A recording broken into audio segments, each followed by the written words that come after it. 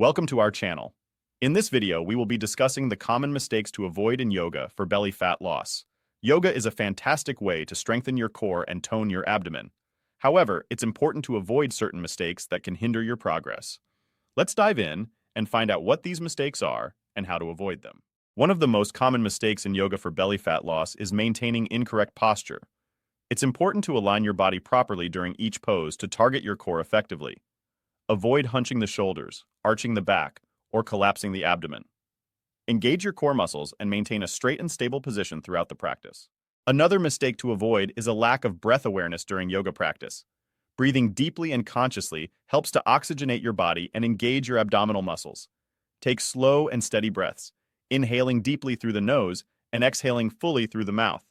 Coordinate your breath with the movement of your body to enhance the effectiveness of the poses.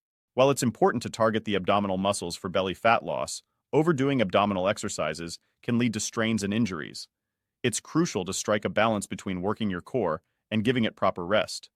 Incorporate other yoga poses that engage the whole body and focus on overall strength and flexibility.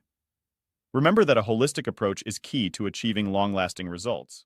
Yoga alone may not be enough to achieve significant belly fat loss if other lifestyle factors are neglected.